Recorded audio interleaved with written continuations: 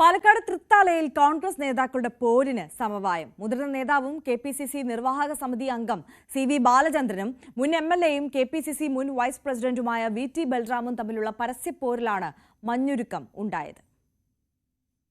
തൃത്താലയിൽ കോൺഗ്രസിനുള്ളിലെ പ്രശ്നങ്ങൾ മറനീക്കി പുറത്തുവന്നതോടെയാണ് വിഷയം മുതിർന്ന നേതാക്കളുടെ ശ്രദ്ധയിൽപ്പെട്ടത്.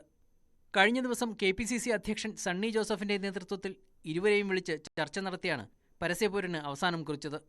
തൃത്താല മണ്ഡലത്തിലെ പരിപാടികളിൽ ഇരുകൂട്ടർക്കും തുല്യ പങ്കാളിത്തമുണ്ടാകും. അതിന്റെ ഭാഗമായുള്ള തൃത്താലയിലെ ആദ്യ പരിപാടിയായിരുന്നു പൊതുമരാമത്ത് ഓഫീസ് മാർച്ച്. VT ബൽറാം ഉദ്ഘാടകനായും CV ബാലചന്ദ്രൻ മുഖ്യ അതിഥിയായും ഒരുമിച്ച് വേദി പങ്കിട്ടു. VT ബൽറാം തൃത്താല MLA ആയിരിക്കെ റോഡ് തകർച്ചയുടെ പേരിൽ DYFIക്ക് പോലും സമരം ചെയ്യേണ്ടി വന്നിട്ടില്ലെന്നും CV ബാലചന്ദ്രൻ പ്രസംഗത്തിൽ പരാമർശിച്ചു.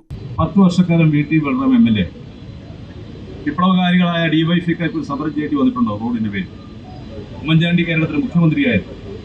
ഫാസിസ്റ്റ് പാർട്ടി ഭൂമിക്ക് മേലെയും ആകാശത്തിന് താഴെയുമുള്ള സമസ്ത പ്രശ്നങ്ങളുടെ പേരിൽ സമരം ചെയ്യുന്ന ആളുകൾ തൃത്താലയിലെ റോഡുകളുടെ ശോച്യാവസ്ഥയ്ക്കെതിരായി ഒരു സമരം 10 വർഷക്കാലം ഈ നിയോജകമണ്ഡലത്തിൽ ചെയ്യേണ്ടി വന്നിട്ടില്ല എന്ന് പറയുമ്പോൾ അതാണ് വ്യത്യാസം.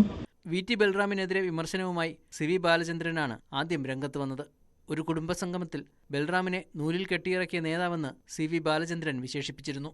ന്യൂസ് 18 തൃത്താല.